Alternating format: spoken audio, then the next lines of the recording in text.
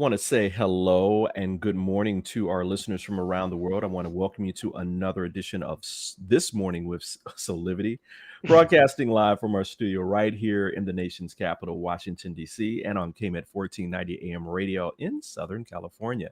My name is Brian Wesley Johnson, and I'm so glad you're here. We have another great Hot Topics show for you.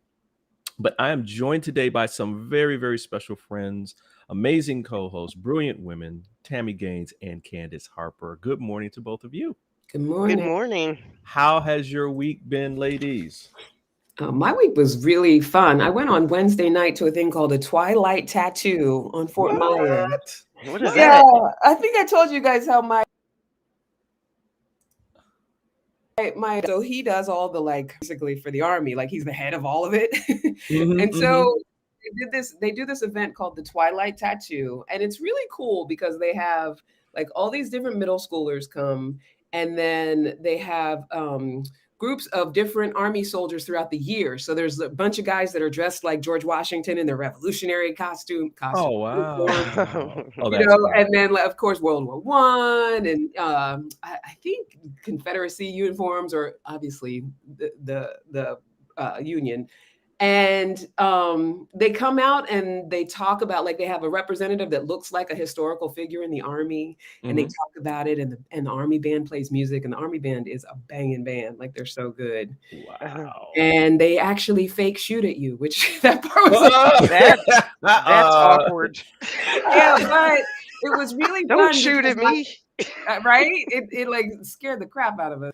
My sister and everybody, they all expect it because they're in that army life. But what was cool is that we got to sit in nice VIP seats and have the overview. So it was a cool event. Oh, that sounds Wow. fun. Well, it Yeah. sounds a little weird, but it sounds fun. It's weird because you got to be into that sort of like military culture stuff, which I am not. Like, even though my dad was in the Air Force, I am not a military person. Like, I don't, but my sister, because of her husband, they've been married for, over 35 years, and he's been in the army since then. And so they're very immersed in like military culture, and it's very much a community. Like, you're either in it or you're not. Yeah. Yeah, that's so true. Yeah. Well, that's when they Wow. talk about like military families, right? Like Yeah. generations of, people. Generations. Yeah. Yeah, and it becomes like a legacy. And then also the people who are in the military, they treat each other like family as well because they all live on these bases together. And Yeah. it's a whole culture. Like, and my sister is like the optimal military wife. Like, she's so good at it. She writes a blog. She's like, Dang. Wow. yeah. There's a Those guy. guys. There's a guy here who walks around town. I've been here for like 20 something years, and every Saturday he has like his musket and this big woolly like vest, and he's wearing like just what you said, like army clothes from the 1800s. Yeah, yeah. So I actually stopped him one day. I was like, "Where are you going?" Because I see him like every Saturday for 20 years. He said, "Oh, I do a reenactment at such and such Had a to be. place." Had to be. So I took the kids, all of them. That's when they Oh, were little. cool.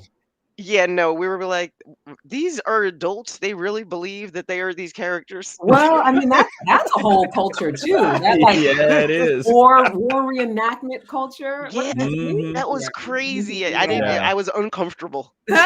Like, Yeah, I was like, let's go to McDonald's, y'all. They're saying, thank you, Mom. Everybody has to have their something, and for people who are like Absolutely. committed to that, that is their thing. Like, Yeah.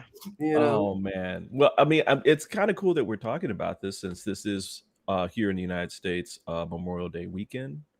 And so, part of this is all about remembering our honored dead, our nation's treasures. So we're going to be talking about that in a minute.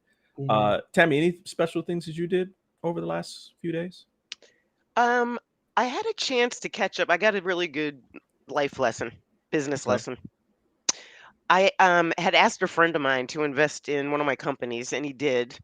Cool. And yeah, except he was looking for like, payback by now. So I wasn't not calling him. Just busy, and the pandemic, everything. So we had a chance to catch up. We took for like an hour and a half. And he was like, Tami, I don't even care about the money. I just care about our friendship. So that was a good like reminder that business is sometimes personal. Yeah, that's So yeah. beautiful. I wish the student loan company would say that to me. I know. I can't. I don't care. Come on through, Candy. Thank you. Woo! Oh, well, that's I don't and care thank about you our for friendship. joining us for this morning with Soulivity. That's our message for today. Dang, yes, Exactly. please. I can call my car loan also. Hey, how much do you like me? Don't you like me a lot? Right? Haven't I been wonderful in we? our relationship? I know. Can Can't we we just skip be? a couple of months and Can call we it? just be friends? Oh man, listen. On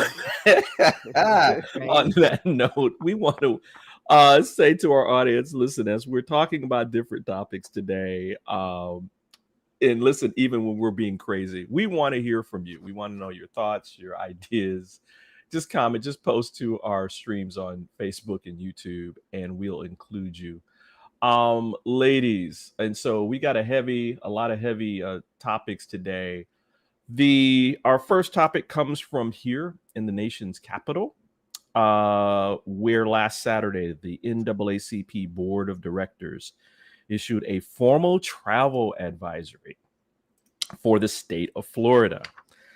The travel advisory comes in direct response to Governor Ron DeSantis' aggressive attempts to erase Black history and to restrict diversity, equity, and inclusion programs in Florida schools. The formal travel notice states Florida is openly hostile to African Americans, people of color, and LGBTQ plus individuals. Before traveling to Florida, please understand that the state of Florida devalues and marginalizes the contributions of and the challenges faced by African Americans and other communities of color. Woo. Just historically, just to let people know who may not understand this is not new for the NAACP. They have issued travel advisories, even around the world for people of color. Have they? Yes, they have. So when did they start doing that? Because that was my first It's very Green Book, right? It's yeah, it's very Green Book. Book. Yeah, Okay, it goes gotcha. back to the founding, and then even after that, like I think Candy, didn't they have a travel advisory to like South Africa? I think that sounds familiar. Yeah, This is not back a brand in the new 80s and that kind of thing. Okay. But yeah, this is not something new. So just want to let people know that this isn't just something out of the blue, that they have done this before. And you know, they do it when they need to. And so what say of you? I have my own thoughts. Well, thanks for the perspective there, because that was my first Yeah. is this overreach? Yeah. But you just answered that. Yeah. It's not overreach. Listen, Florida is just problematic. And it's because of leadership. Like Governor DeSantis, I believe his goal as governor is to have nobody in that state except for straight white people. Yeah. Because that's what it feels like. He's like taking steps to he's like not friendly to anybody who doesn't look like him. Yeah. Straight white people who give each other COVID.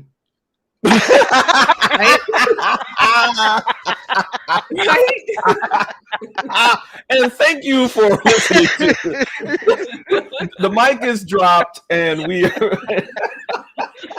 Woo, thank you for putting a fine point on that, Candice. Nothing else needs to be said.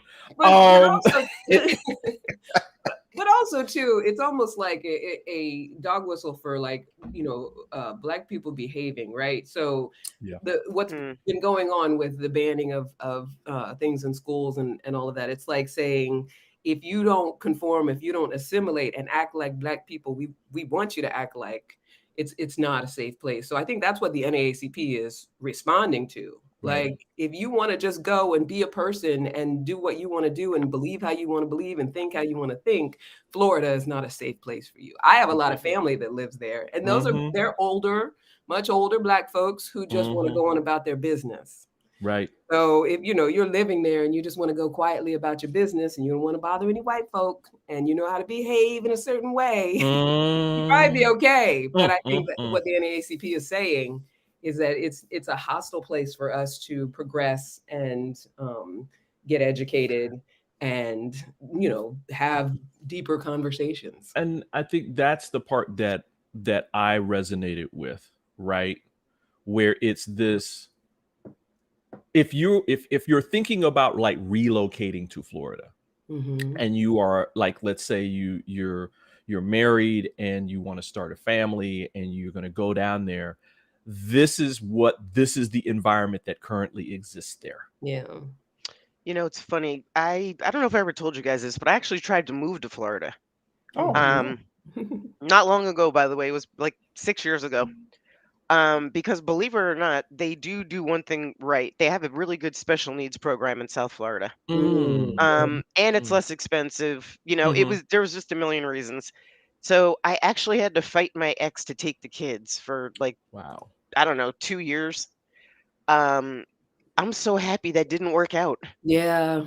Could you imagine me in the middle of all of this nonsense? Right. I would like, I don't know. Every day. Yeah, I thank goodness every day that I am not in Florida. I think it's, I don't know. Do you all feel like when the NAACP has to issue a travel ban for someplace here in the United States, are we just moving slowly backwards? I just keep thinking, I told y'all a couple weeks ago, I've been watching The Handmaid's Tale. Every time something happens, I'm like, oh Lord, Gilead is taking over. Yep, exactly. Listen, like, here they go. But by the way, it's a great analogy, Candy, because between all these states signing abortion laws and this travel ban, and the book banning, like all the this book banning, like what in the world? Right. The children can't read no more. It's not going to be too long before the adult women can't read anymore. Yep. And then they're going to take away women's vote. Black people are going to be 3/5 of a man again. Right. But it does feel like, and I'm curious to get your opinion, it feels like a very slow slide backwards. Yes. Well, that's what is the metaphor they use about when you want to boil a frog? Oh, it's you turn up the heat very slowly. Yes, it is a slow slide. And then all of a sudden something major happens, and then like an insurrection. And then it's like, oh, everybody's distracted with that. And so we start to normalize back down again, and then it starts to heat up again. It's like, I mean, I look at it like this, and I take a historic kind of spin on it, right? Where the people that believe that they are superior to everybody else have lived here, been here since the founding of the nation. And one party, and then it switched over to the other party. They've been trying to keep those people under control, right? That, hey, we're not going, we have to act like we're not crazy, even though we have this part of our party that is. And then you had Newt Gingrich come along. It started to heat stuff up. And then you had a Donald Trump after that. And it was like, who let the dogs out? Woo! And they're in control.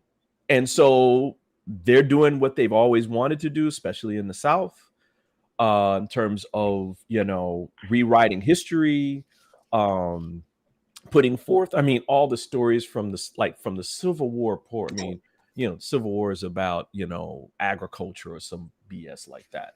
This is what this is all about. Yeah. And so I'm sorry. Go ahead. No, go ahead. And so I think that's what this is all about. I think this is just the underbelly of the United States and the people who feel a certain way about, people of color and people of different sexual orientations and have always felt that way and justify it through religion, by the way. Always. I do think I sort of want to give a shout out to a couple of groups of people that have been standing up to crazy. Like white Republicans that are like, okay, like even that's too far for me. Right. You know what I mean? Which I'm like, good for them for standing up. And there was a group of 8 women, Democrats and Republicans that banded together in one of the states to South Carolina, to filibuster and try and like not get the abortion ban passed. So if there's any upside, is that there are people that remind us that not everybody's crazy. Yeah. Right.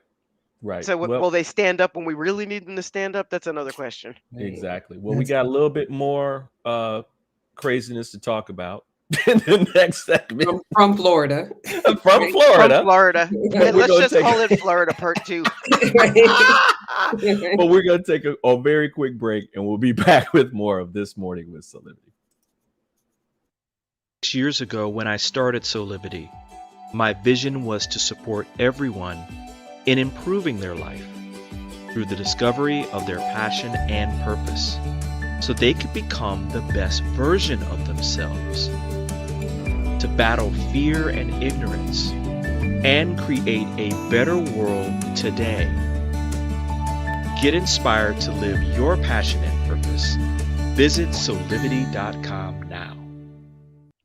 And we're back with more of This Morning with Soulivity. Our next hot topic comes from the state of Florida and Axios, where a Florida school has banned the poem read at Joe Biden's inaugural after a parent complained it contained indirect hate messages, part of a statewide trend of blocking discussions about race and gender.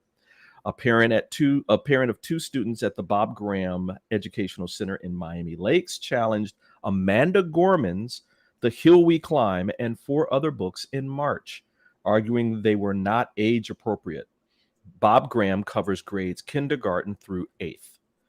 Daily Salentas said that The Hill We Climb, The ABCs of Black History, Cuban Kids, Countries in the New Cuba, and Love to Langston contain references to critical race theory, gender ideology, indirect hate messages, and indoctrination, especially of socialism. She requested that they be removed from the school entirely, according to documents shared by the Florida Freedom to Read Project.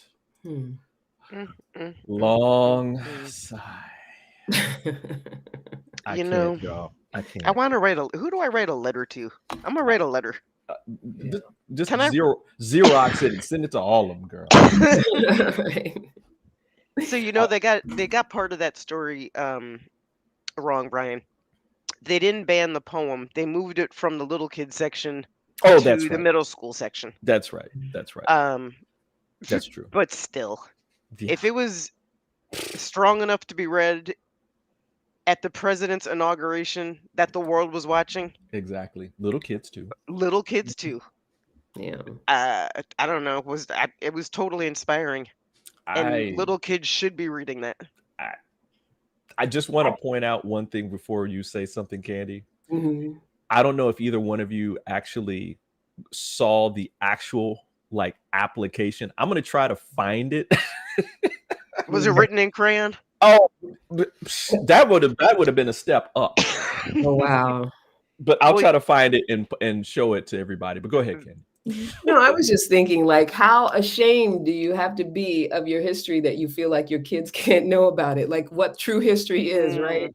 So, with Amanda Gorman's poems, what they point to is actually opening your mind up to critical thinking about what is true about our country racially, Right. and, critical race theory and everything. And I think that I hear things like Marjorie Taylor Greene saying that it teaches white children to be ashamed of themselves and all of that. And it's like, deep down, you understand that the history is so awful that you wouldn't want your children to know it. Right.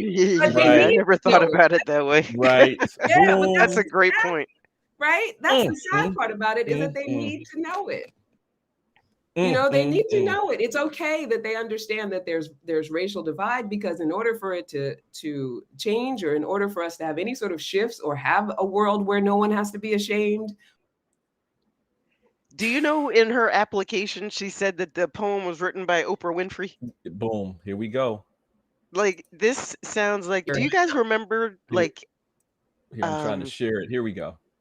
So here is the application. Here's one of the pages, the front page. And as you can see, yep. Who's the Oprah. author? By the way, Oprah. how do you spell Winfrey? Really? Winfrey. Come on now. It's Winfrey. Come on. It's Winfrey. Yeah. And Are you aware of professional reviews on this material? I don't need it. I also want to point out one thing on here. It says the very first thing, to what do you object, is blank, meaning they didn't read it. They They didn't Oh, read it. definitely not. They Definitely didn't not. read it. They didn't read it. Yeah. You know, do you guys remember, like, was it last year, maybe the year before that, this term Karen came out? I feel like it Like was during I COVID. think I remember that. referring to, like, there would be women screaming on the subway at black Yeah. people. There was a Karen that was like on a boat dock, and there was a family next to her with a black family with their boat, and she was like, "You don't belong here. I'm calling the police. Right. Call the cops." Anyway, this woman sounds like Karen on steroids, Yeah. Yeah. Well, and she. you could Yeah. YouTube Karen's. Well, This like is what she Marjorie Taylor sounds like to Greene is me. the queen of the Karens. I think Yes, that she that is. term's been around since like George Floyd. I feel like that was because Yeah. there was that Yeah, woman maybe. in Central Park with her dog who tried to call. Yes, yes, yes. And Yeah. then didn't And she And got that like was, I knew the guy that she called the police on. oh, she really? got sued by him, right? I Didn't think she get so. And Yes, sued? she she lost did. her job. Yeah, Oh, yeah. Yeah. yeah. Anyway, like that whole Karen thing is like, I'm so entitled. Yeah. It's like white privilege, bare face. And this is one woman that wrote one letter and managed to get books banned. Yeah. By the Yeah. way, how does one person have that power? Like, what's the story with that? That's that whole Florida law. It allows for a single parent to make an objection, and you know, That's it it. it empowers that especially if it's a conservative school board, to make that accommodation. So Mm. one parent can do that. And I think the way that it works is the books are like they go into a suspend mode, I think, where the books have to be taken off until there's a decision on whether or not they'll Mhm. be banned or restricted. But I Yeah. just can't believe that, these books that especially this poem, socialism, really? Yeah. I gotta say, in my lifetime, which is like pretty long now, I have never the book banning thing is mind-boggling to me. Yeah, because remember Fahrenheit 451? I remember being like in Yes. 8th grade and being like, that would never happen. I can't Right. imagine. My mom was a reading teacher too, so we always Right. had tons of books and stuff. It's like, that's Right. crazy. Yeah, my grandmother was a superintendent. Like, we were a reading family, and I was an English major undergrad. Right. Yeah. So, I mean, it's uh, they're like just choking the freedom out of our country. Mm. and this the title of the second book, where they talked about the ABCs of Black history. Come on now. Mm. That's not a middle school book. That's not Mm. real. That's not what it was designed to be. I mean, after preschool, kids are ready to read. And so I'm sure that specifically white families have books on like the ABCs of American history, right? Yeah. Which is Mhm. basically, white history. And that kind of thing. And that they're reading that, Yeah.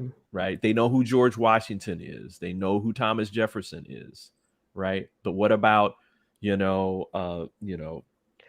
Frederick Douglass and Crispus Attucks, and all these different people that were part of the founding. Basically, you're saying Well, that can't be pushed out there and Yeah, have more in depth. it's fundamentally detrimental to the future of our country because we're going to be raising less informed children. Yeah. Well, I mean, people in It's like, control like undereducated, right? Like they don't care well, what that's color true. the undereducated are, Right. as long as, if I'm in power, I want to stay in power. So the less education you have, the less you can The better. understand and read. Yeah. Absolutely. That's why that's true. the first thing they always take away is literacy. The first thing Oh, they yeah. always take away when, like throughout history, when people want to be in control and in power, they take away education, knowledge, literacy. Mm. Right? Well, Like, yeah, I mean from what I remember from my world history, people gaining power once books like the Bible were now available to the masses, where they could actually get educated on different concepts and things, right? mhm. And so it makes sense to what you're saying, Kenny, where it's like they attack our literacy, they make people dumber, right? Or less savvy, and they're more easily controlled. really Right. like propaganda, Yep. right? Yep. You know, I yeah. Did you guys see the Book of Eli Oh with Denzel? yeah. Yeah, and Oh like a long yeah. time ago, I feel like. Yeah, Yeah, that was such a twist. that was, Woo! well, the movie is, it's post-apocalyptic, Yeah, whatever. yeah. And he says that he has the only remaining Bible, and Yep. they are literally Right. hunting him down the entire movie trying to get the Trying to Bible. get it. Right. Which, I talked about the slow slide. I feel like, are we going to get to that point, like, so that my grandchildren can read the autobiography of Malcolm X? Mm, Oh. You know what I mean? Like, this yeah. is, I feel like it might be the Book of Eli Mm. if this keeps going the way it's going. You know, see, see, Tammy, And that's how what I'm come, talking I about. don't know, how come nobody really important is weighing in on this? I don't mean Mm. reporters. I mean, like, superstar celebrities, like, calling attention to Like what's happening. people who have a big platform. Right. Yeah, I don't know. That's It's, strange to me what Yeah. is that? Are they just like okay? They're just because okay with.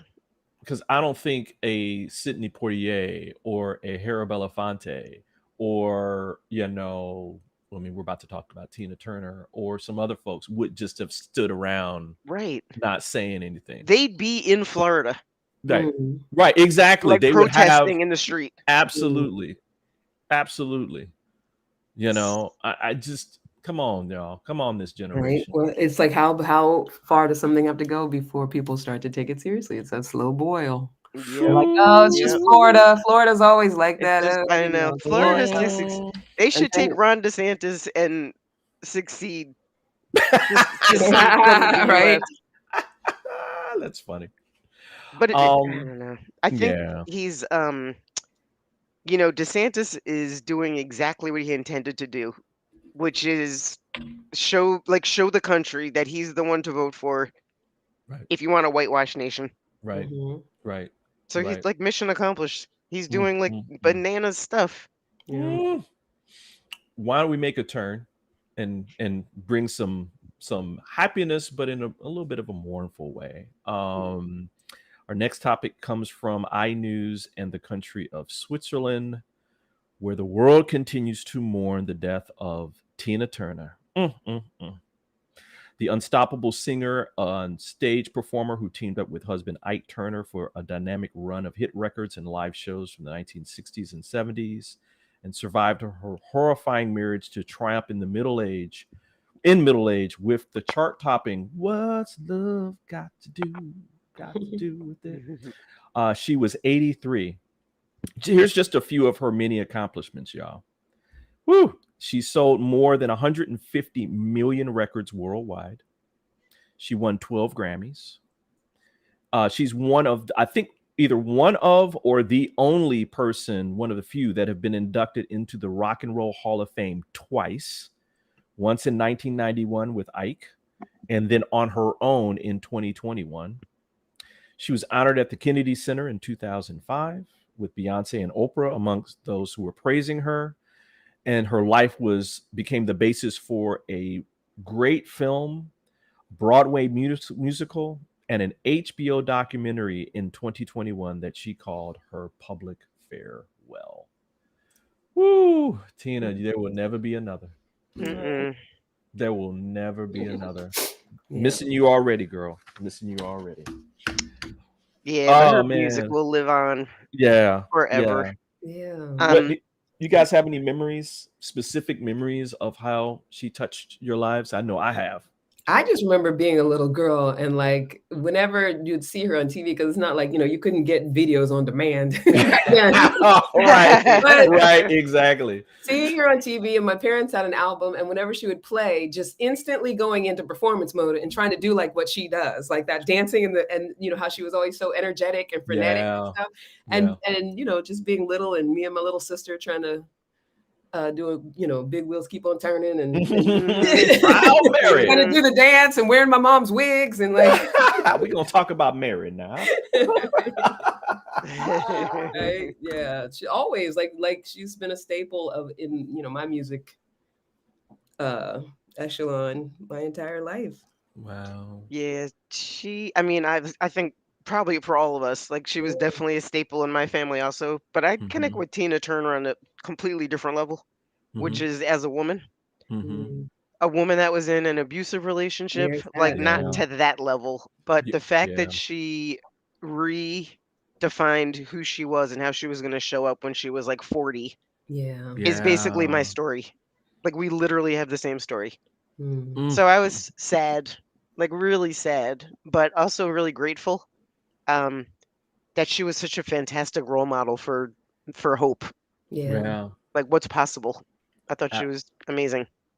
You know, mine is, I mean, outside of, the musician, the performer, it's like, you leave nothing on stage, right? I mean, that's the pinnacle of being a performer that I remember on that side of my life. But the other side has to do with something that I think, Tami, that you were kind of talking about, and that is, this is a woman that had already been a star, had gone through this marriage and that kind of thing, but that when in her middle age was like, oh, I'm just getting started, and came out unstoppable as a force, showing that, listen, age is just a number, and that you can accomplish whatever you want at any time you want if you're willing to put in the time and the effort and that kind of thing to make it happen. And sacrifice. And so she just, I mean, what love can't, everybody was like, what?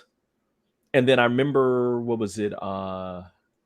It was, I think, a concert in 1991. This was, I think, when HBO was showing the concerts and that kind of thing. And a friend of mine who was actually working production on that show sent me the set list. Yeah, she had like damn near 25, 30 songs on this thing. And she had 4 wardrobe changes. And she was basically on stage like 95% of the time. Everybody else got a break. She didn't take no break. She was the epitome of loving what she does. Yeah. She was a true rock star. She was a rock star. On stage and off stage. One last thing on this too. She was asked a question during Larry King. Remember when Larry King was on air? Why she had moved away to Europe. And her answer was simple. She said, I'm a bigger star here. She said, bigger than America? She says, yeah. She says, I sell out like the Rolling Stones and David Bowie and, all the greats. I sell out like they do here. I don't sell out like that in the United States. It takes a lot of effort to put together a show and promotion where I can actually have that same type of notoriety. She said, here it's easy. I just put on a show and the people show up. Wow. Well, she's also a smart businesswoman then also. Absolutely. Like Josephine Baker vibes. Yep. Yeah, it's like, sounds familiar, doesn't it? Yeah. My great grandfather was an opera singer. So this is like, but he took my grandfather, he was married to my great grandmother, and he was like, I'm going to Europe because it is too hard here. So he took my grandfather and they traveled all over Europe. So he could like perform and get paid for doing it. Wow. So yeah, that's real. Well, I mean, back in the day when I was playing, I had definitely considered going overseas and making a go at it, because I know other friends of mine that did, and they didn't come back. Well, it's why some, like, I have a friend that went to Europe to play basketball. He couldn't get any airtime in the NBA here, so he went to Europe for like 5 years and played and got paid. So maybe it's just Europe is like maybe a little more friendly. A little less racist. A little less racist. Wow. Speaking of this, here's another little quick footnote on this. So she was born Anna Mae Bullock in segregated Tennessee, but she spent the last part of her years on, and get this, a 260,000 square foot estate Wow. on Lake Zurich in Switzerland. Talk about a person who came a long way. Mm-hmm. Tina. Favorite song, real quick. Candy, what's your favorite song of hers? I mean, that's definitely Proud Mary. Their version of Proud Mary was a big one when I was little. But then when she came out with What's Love Got to Do with It, and I would be imitating that song. And I know those are the more famous ones, but they also played on NPR her re-recording of Prince's what's that song? Which Prince song? She remade a Prince song. And if you Google what Prince song did Tina Turner remake, it's the best remake of any song. And it was like she's one of the only people that Prince was happy to have. Oh, wow. Oh, he was a big, he's a fan. He was a huge fan of Tina. Yeah. I'm drawing a blank on which song it was, but she only did it with one. So if you Google it. What about you, Tami? Oh, same. What's Love Got to Do with It? I feel like that was the first, maybe not the first, but like one of the first, excuse me, women's empowerment songs. Yeah, it's her freedom song. That's her freedom song. Yep. I love that. Love that. They used to, I went to an all-white high school, but that song they blasted in the cafeteria at lunch. the lunch people are like, you just gonna have to fire me. Yeah, exactly. I'm playing this. You just got to fire me, and it was like take your food and fire me after. But yeah, we were like, yes. I just remembered it. It was Let's Pretend We're Married. Oh, I never heard version of that. Which is I never heard her version of that. Oh, it's so good. My God, that's so good. Chills. Mine. Before we go to break, it of course a tie between What's Love Got to Do with It and Proud Mary, but my actual favorite right now in this moment is Simply the Best. Simply the Best. It is just kind of like, I know. You know what? I love that song, but I was in network marketing for a while, and whenever the top earner would come on stage, they played that song. Simply the best. I mean, than all the rest. It's like she's saying, I mean, it's if what Love Got to Do with It is her like freedom song, it's like that song is okay. I've left nothing behind. And as I go into this next, as I transition out of here and go beyond and see David Bowie and maybe kick some soul around with Sam Cooke and that kind of thing, I'm gonna let you know who I am. I was the GOAT, right? I'm the best, and I felt that way about my life and my career. So, one more segment to go. We're gonna take a quick break. Hope you're enjoying our Hot Topic Friday on This Morning with Soulivity. And we'll be right back.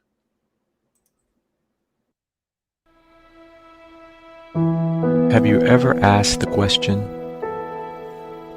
if I was to be anything, what would I be? Regardless of money, regardless of status, beyond popularity and fame. Living your passion,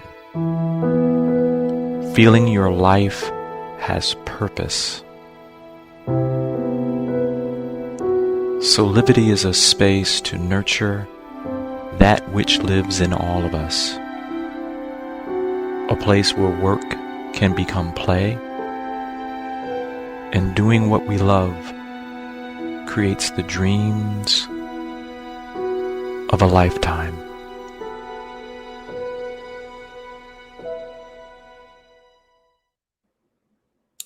Hey, y'all, this is Brian Johnson, and we're back with more of This Morning with Soulivity. I'm joined by some very amazing co-hosts, Tami Gaines and Candice Harper.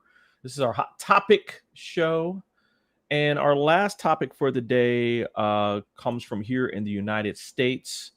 from the USA Today, where this weekend we honor our nation's treasure, our veterans who gave their lives in the cause of freedom around the world and here even in the United States, during a national holiday we call Memorial Day.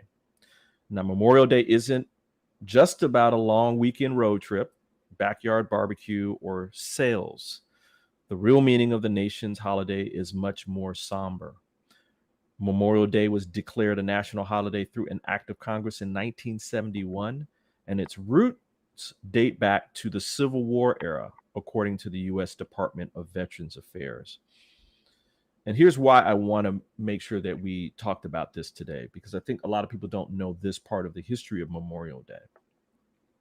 The first observance of what would become Memorial Day, some historians think, took place in Charleston, South Carolina, at a site of a horse racing track that Confederates had turned into a prison holding Union prisoners. Blacks in the city organized a burial of deceased Union prisoners and built a fence around the site, Yale historian David Blight wrote in the New York Times in 2011. Then on May 1st, 1865, they held an event there, including a parade. Blacks who fought in the Civil War participated, spiritual readings and songs and picnicking, and a commemorative marker was erected there in 2010. Pretty cool, right? That's very cool. I didn't know that. Yeah.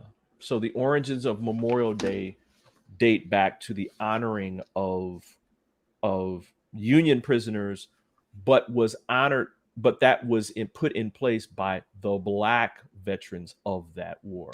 Wow. Interesting. Another one of those things that you won't find in your average history book. And you definitely won't find it in Florida.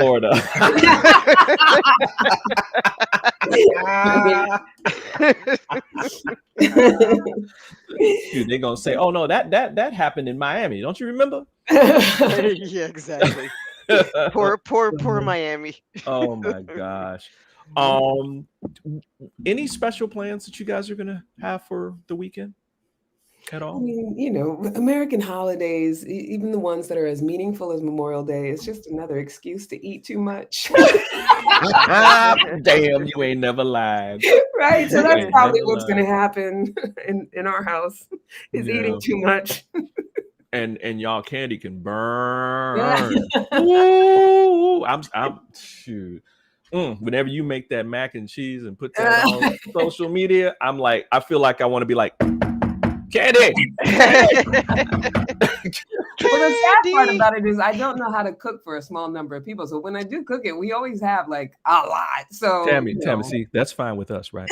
I'm good. Listen, I make mac and cheese, but it's not like the slamming mac and cheese. So yes, please. I'm gonna be knocking on your door also. I resemble that remark, Tami. You're all welcome. This time I did, Tami, I did it with, it was a seafood one. Ooh. So I had, like shrimp and lump crab meat and Old Bay. But I also do 5 cheeses. Like it's a 5 cheese macaroni. Yeah, the 5 cheeses. Ooh. Wait, where are you? I'm in Maryland. I'm not that far. Where you are in Jersey, I think it's pretty close. It's like a short drive. I want to say like 3 hours. Yeah, because you're on the north. Yeah, I'm 3 hours to Baltimore. All right, I'll swing through. Go ahead and make me a tan. I'm gonna swing through and grab it, then come straight back. If it makes it back to your house, you may be on the road like on the road. Simply the best at the rest area. Right. But like why am I waiting to eat this? Tami, what about you? What are you going to be doing over the weekend? I gotta be honest, we have been on roller skates for the last 3 months. Between my daughter's like softball, work, school, like me, like it's just been a lot. So we are going to unplug. I think we're gonna go do a movie marathon later today. Oh, that's just go sit and watch like a bunch of like in the theater. Yeah. But I have intentionally made no plans. I just want to like rest my brain for a minute. Yeah. That's nice. That's really nice. An actual holiday weekend. An actual holiday weekend. I do think about my grandfather though. He fought in the Korean War. Oh, So wow. so I do like give a nod on Memorial Day, like, to remember Pop. Yeah. Aw.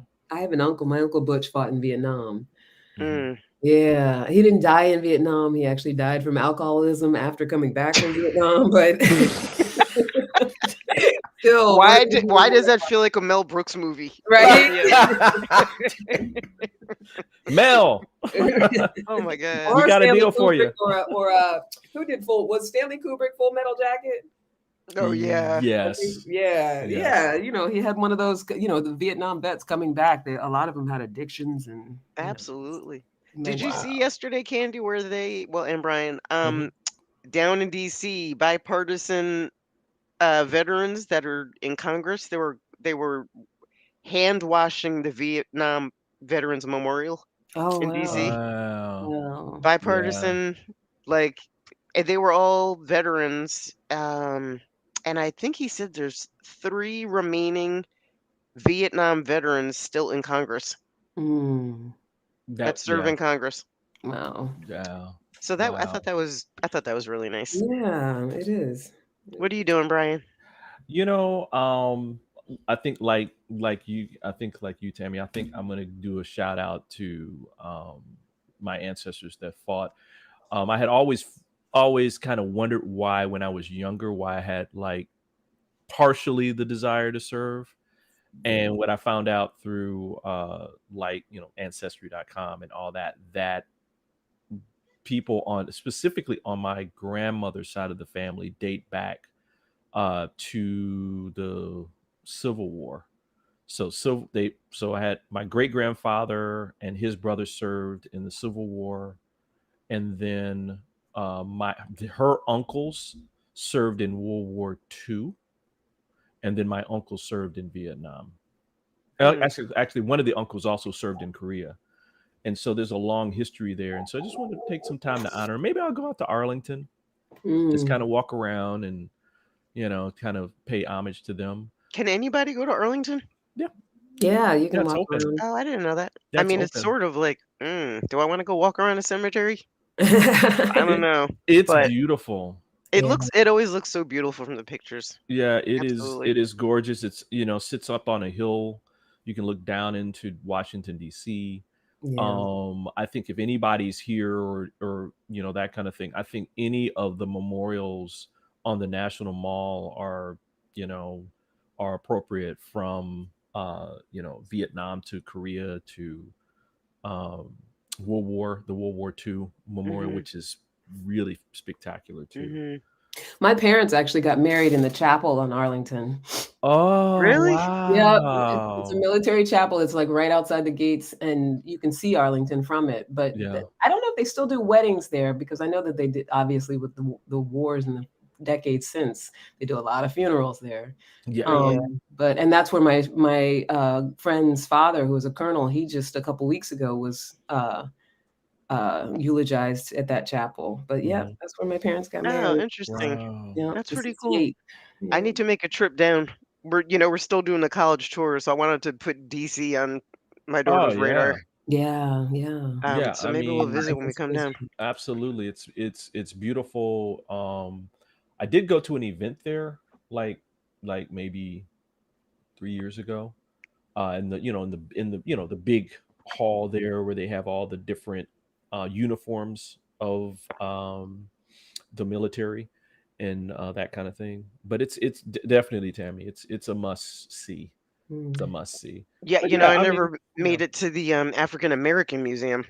yeah, Yeah. We went down, but we just didn't have enough time to. I was in DC pretty frequently.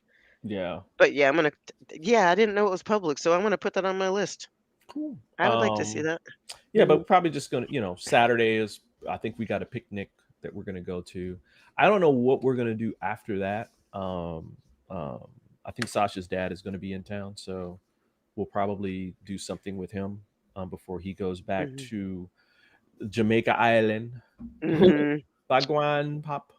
But We are yeah, planting. That is the other I forgot to mention. We are. yeah. That's the only lift I'm gonna do is to plant. To plant. Yeah, I need to get my garden. I need to get my garden together. Mm. Oh shoot. Well, girl, it always ends too quick. we're done with our hot topics. You know, I'm like, why don't we do some shameless plugs? Candy, anything going on in your world that you want to tell people about? Yeah, this week I just soft launched a digital course, which is now available on my website, CandiceHarperLoveCoach.com. It's a love life that loves you back. And you know that I help professional women of color and culture create loving relationships for women of color. And go to my site, go to work with me, and scroll down. My digital course started last Monday. Join. It's 6 weeks. It's a 6-week self-paced course. Nice. And it's priced to have transformation and not break the bank. For those who aren't ready to do a full investment in one-on-one, it's a really great way to create a loving relationship and not break the bank. Nice. Nice. Cool. Congratulations. Thank you. I'm excited about it. And Tami, another Tammy's Table is coming up, and we're going to be doing a replay of a great episode. Can you tell people a little bit more about that? Yeah, we're going to be Monday. If you listen in on Monday, it's my conversation with Ed Blunt, who is a tremendous motivational speaker. He shared the stage with people like Les Brown and Tony Robbins. And we talk about like a very specific aspect of resilience. So tune in for that. And then I'll have big news like candy in about 3 weeks. Woo, woo, woo, woo. I love it. I love it. We love big news. We're having big fun. Dun, dun, dun, dun, dun, dun. Thank you both. Thank you. Appreciate both of you. Should we recap that basically we've all agreed that Florida needs to drift off into the ocean? It's just an appendage. Yeah, exactly. Be careful. I know. Look at the map. It is just kind of hanging down there. Can we just Like a snap it pinky. off? Do you need your pinky? What did my man say to Malcolm X in that movie? He said, "Be careful, Malcolm." That's all we're gonna say. Just be careful. Don't be careful if you're going to be going down there. Anyway, listen. Thanks everybody for being here. We do this every weekday at 8 a.m. Eastern, right here for our live broadcast, and you can listen to this show again at Thursdays and Fridays at 9 a.m. on KMET 1490 AM for all of you guys on the West Coast. Until next time, keep having real conversations that empower, and we'll see you next time.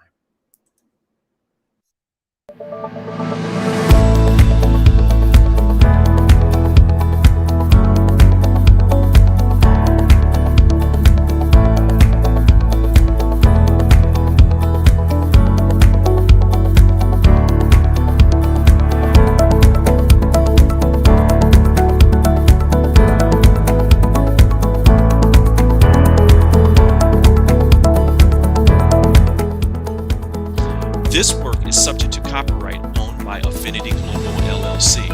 Any reproduction or republication of all or part of this is expressly prohibited unless Affinity Global LLC has explicitly granted its prior written consent. All other rights reserved.